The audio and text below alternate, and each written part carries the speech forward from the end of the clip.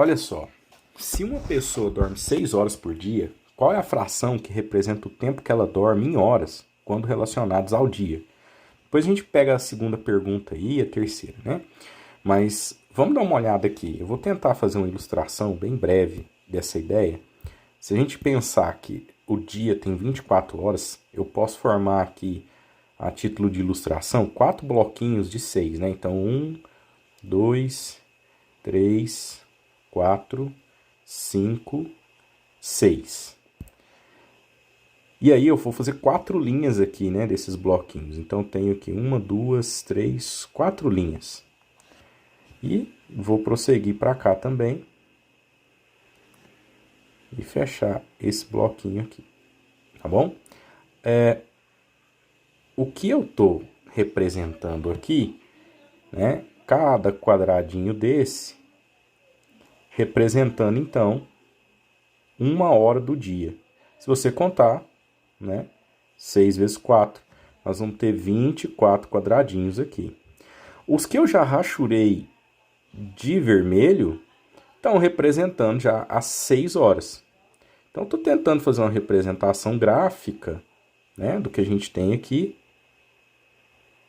para se assemelhar, inclusive, aos últimos que nós fizemos aí, que já estava pronto para nós, né, essa representação. Então, mais ou menos isso, né? Então, repara, nós temos aqui um total de 6 horas dormidas, num total de horas do dia, que são 24. São 6 horas em 24 horas, né? Então, essa é uma representação na forma de fração aí, tudo bem? Agora, se você pensar também, sem fazer a conta, dá pra gente perceber que essa pessoa dorme 1/4 do dia, né? Quer dizer, outro jeito de pensar isso é que eu pegue esses quadradinhos aqui e represente de outra maneira, né? Se eu pego todas as linhas e esqueço as colunas, veja que eu estou dizendo para você, ó, vou copiar aqui, você vai me entender agora. Copiar aqui, ó, colar. Outro jeito, então, da gente representar, ó, mesma ideia. Tá aqui. Se eu pego aqui e deixo de lado, ó, as colunas. Então, eu tenho uma representação que eu vou até melhorar aqui, né? Pegando toda a primeira linha. Isso ainda significa, se eu dividir, né, o dia, isso aqui ainda são 6 horas. Só que na hora de escrever na forma de fração, não faz mais sentido dessa maneira. Por quê? Porque aqui nós já temos um total de um desses retângulos no total de 4 retângulos. Porque dessa vez, ao invés de dividir o dia aqui, ó, de hora em hora, aqui é 1 hora. Aqui eu dividi o dia de 6 em 6 horas, né? Como eu já frisei anteriormente aqui, ó. Tudo bem? Então, é por isso. Isso aqui representa para nós, né? Eu vou até apagar esse outro aqui, ó, essa setinha para não confundir. Aqui nós temos 6 horas para cada linha, e aí uma dessas linhas representa uma de 4 linhas durante todo o dia. Então são representações diferentes, mas que têm a mesma ideia por trás. Não é verdade? A pessoa não dormiu mais ou menos, ela continua dormindo da mesma maneira. Vamos deixar isso aqui destacado, porque essas duas ideias vão ser úteis para nós aqui já já. A segunda pergunta aqui dentro, né? A segunda pergunta é: e quando relacionamos o tempo dormido semanalmente? Pessoal, o que vai acontecer semanalmente? Esse retângulo, né? Deixa eu ver aqui, ó. Deixa eu copiar. Tanto faz o que a gente olhar aí, né? Mas eu vou copiar o de hora em hora para que você repare bem o que eu estou querendo dizer. Esse retângulo aqui, grandão, que representa o dia, se eu for observar para a semana toda, ó, se eu for observar ele para a semana toda, o que vai acontecer de fato? Esse é o primeiro dia da semana, né? E aí eu vou ter aqui o segundo dia da semana, né? Vou ter o segundo dia da semana, bem coladinho aqui, ó. Aí eu vou ter o terceiro dia da semana, né? Então, deixa eu ver se eu consigo diminuir aqui um pouco, pra gente tentar fazer tudo aqui. Algo mais ou menos assim. Então, aqui eu já tenho, ó, o primeiro dia. Aqui eu tenho o segundo dia. E isso continua. Então, já vou copiar de 2 em 2 dias aqui agora, ó. Aqui eu já tenho, copiar aqui, ó, o terceiro e quarto dias agora, ó, que bacana, né? Vou selecionar tudo aqui novamente para diminuir um pouquinho mais, ainda representando a mesma ideia, tá bom? Vou colocar aqui, ó, esse é o primeiro dia, esse aqui é o segundo dia, vai sucedendo aí, né? Terceiro dia, quarto dia. Então, eu vou copiar aqui novamente. Isso. E aí nós vamos ter o quinto e o sexto dia. Ficou um pouquinho desgrudadinho ali, mas não tem problema, né? O quinto e o sexto dia. E nós vamos ter ainda o sétimo dia, que eu vou tentar apertar ele aqui um pouquinho, ó. Vamos ver se vai caber certinho aqui para nós. Então aqui, mais ou menos a ideia. Copiar, colar, do sétimo dia. O que eu tô sendo redundante aqui, ó. Eu sei que tô sendo redundante, mas é para fazer uma vez só, pra gente entender, né? O que acontece, né, galera? Quando nós observamos toda semana, eu já não posso dizer mais que toda semana tem apenas 24 horas. Esse denominador que nós tínhamos aqui não serve mais. Agora, a semana toda, né? Aqui, inclusive, terminando aqui no sétimo dia, a semana toda tem uma proporção disso. Vê se você concorda comigo, né?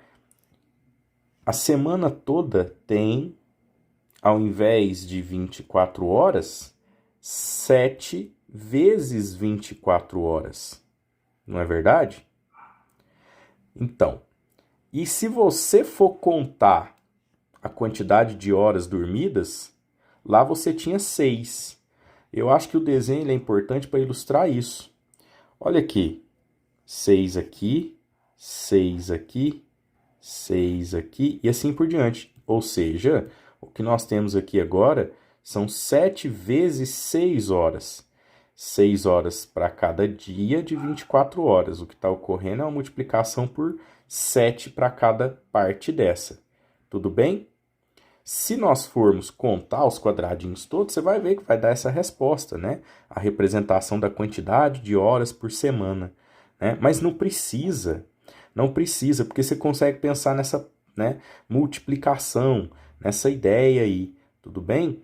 Então, o que nós podemos afirmar, que é a terceira pergunta, o que nós podemos afirmar sobre essas duas frações?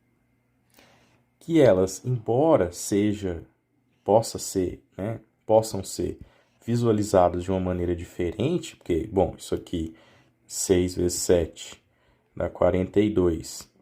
7 vezes 4 finaliza com 8, 16, né? Então, isso mesmo. Então, 168 aqui, né? Na multiplicação. Então, embora elas sejam escritas de formas diferentes, né?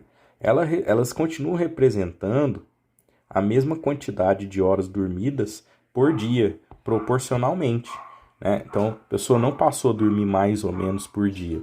Repara que essa segunda fração, então, ela é formada a partir de uma multiplicação, como eu disse aqui anteriormente, né? Da primeira, onde o numerador é multiplicado por 7 e o denominador também. Se nós formos escrever, né, tecnicamente aqui, nós teríamos o seguinte, olha, 7 sobre 7 vezes 6 sobre 24. O que você consegue observar aqui, mesmo sem a gente ter discutido multiplicação de fração? Você consegue observar que nós temos 7 dividido por 7. Se nós fizermos essa divisão, o resultado é 1. Significa que eu tenho 1 sendo multiplicado pelos 6 24avos. Quer dizer que os 6 24avos não muda, né? Entre aspas aí, claro que o jeito de representar muda, mas a quantidade que ele representa acaba não mudando, né? Porque existe a multiplicação por 7 para o de cima e para o de baixo, para o numerador e para o denominador. Pessoal, nós dizemos então que se eu chamar aqui em cima, né, de fração 1 e aqui embaixo de fração 2, nós dizemos o seguinte, ó. Temos que, e aí respondendo à última pergunta, né? As frações 1 e 2 são, a gente chama de equivalentes. E aí o nome já diz tudo, né? Equivalentes. Beleza? Então, gastamos um pouquinho mais de tempo aí, mas para ficar bem claro e a gente, né, poder fazer essa comparação. Se você quiser, inclusive, chamar aqui de 3, que não estava no plano, né? A atividade não perguntou sobre isso aqui, a fração 1, 2 e 3, tá? Todas elas aqui, ó, representam o que a gente precisa, viu? Que a gente tem aí, tá? Então, vou afastar aqui um pouquinho, depois eu apago. Porque ela também é equivalente, né? Ela também é fruto dessa ideia e eu já mostrei ali anteriormente o porquê disso, né? Então, aqui apagando, ó, bem rapidinho, nós temos 1, 2 e 3. São equivalentes, tá? Esse 1/4 aqui, né? Se você pegar ele, ó, vou pôr aqui num rascunho, 1/4. Imagina que eu multiplique o de cima por 6 e o de baixo também por 6.